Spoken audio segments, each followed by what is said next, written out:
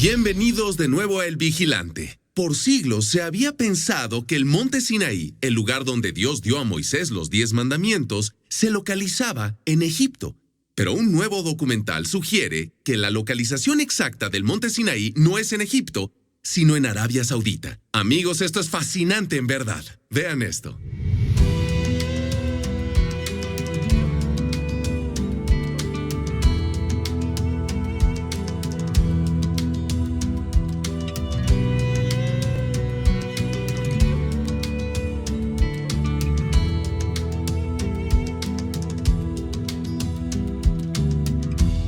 Poco después de que me volví cristiano, tal vez tenía unos 11 o 12 años, y creí en Dios desde ese momento, pero el gran problema que encontré fue que no creía totalmente en la Biblia, en que fuera una historia precisa.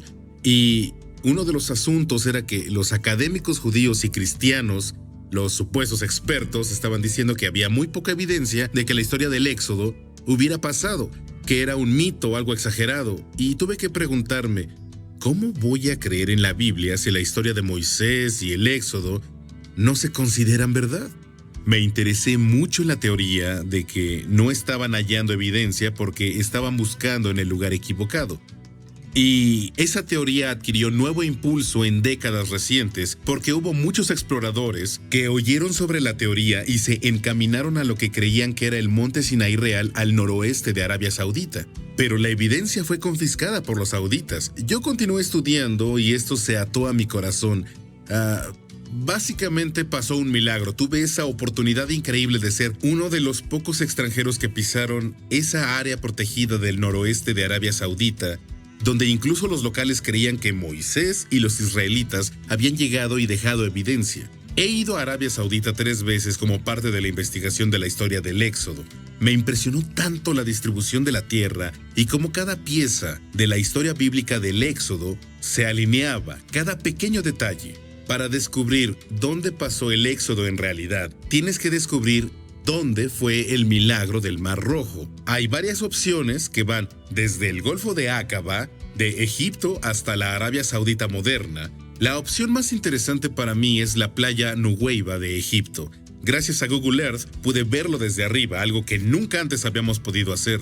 Ese lugar en la playa de Nuweiba, del lado egipcio, como una posibilidad, se vuelve casi obvio. Necesitas una playa donde quepan millones de personas. Esos millones de personas, los hebreos, tenían que estar bloqueados por los cañones, por las montañas, para que el ejército del faraón pudiera atraparlos. El único lugar por donde podrían escapar era por el agua. En esta locación, impresionantemente, parece que hay un camino de tierra bajo el agua. Entonces, si las aguas se partieron, necesitaría ver por dónde caminar.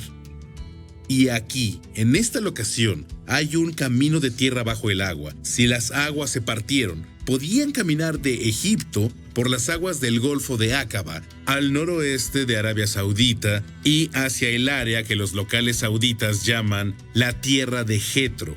Por este camino de tierra bajo el agua, en la playa Nuweiba de Egipto, al noroeste de Arabia Saudita, hay anomalías de coral muy interesantes que parecen como restos de carretas, específicamente ruedas de carretas. Buzos han llevado detectores de metal y detectaron patrones circulares de metal dentro del coral. Ahora, es obvio que mucho de esto se habría desintegrado con el tiempo, pero el coral puede crecer alrededor de un objeto, disolverlo y mantener la forma. Los buzos que han entrado a esta área la describen como algo que parece un basurero antiguo, un lugar donde es posible que un ejército fuera destruido y hecho pedazos, y el coral mantuvo la forma de esos escombros. La nueva investigación muestra que las fuentes cristianas, judías e islámicas por mucho tiempo han identificado el verdadero monte Sinaí como la montaña más alta en un área cercana a Arabia Saudita o llamada Al-Bad. Y si vamos a Al-Bad, la montaña más grande es la cordillera Jabal al-Laus, y específicamente un pico llamado Jabal Makla, que significa la montaña quemada.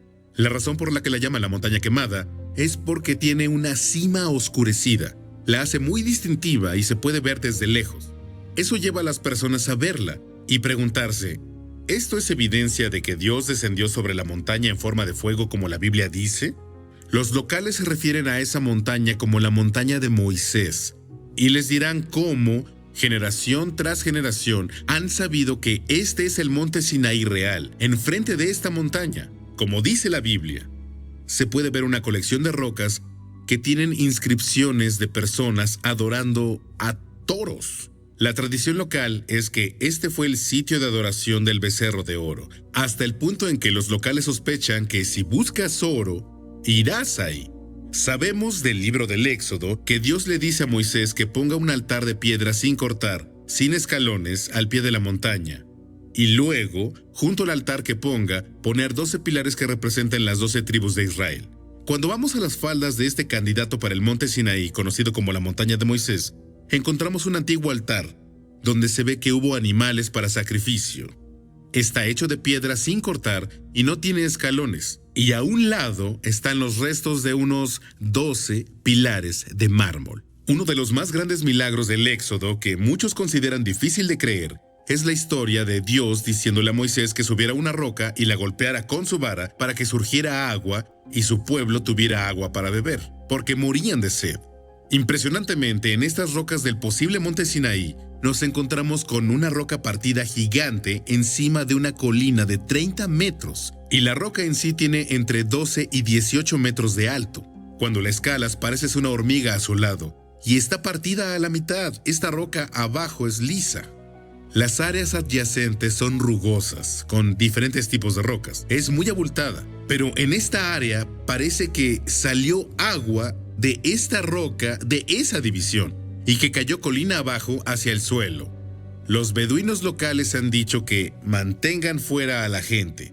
De hecho, te confrontan si vas ahí. Te dicen que ellos se refieren a esta roca como la roca partida de Moisés. En un punto de mi vida pensé que cuando el conocimiento humano y la ciencia se desarrollaran, nos alejaríamos del reencuentro bíblico, que eso se vería cada vez más como un mito. Pero ahora veo que se ve más y más como un recuento histórico exacto.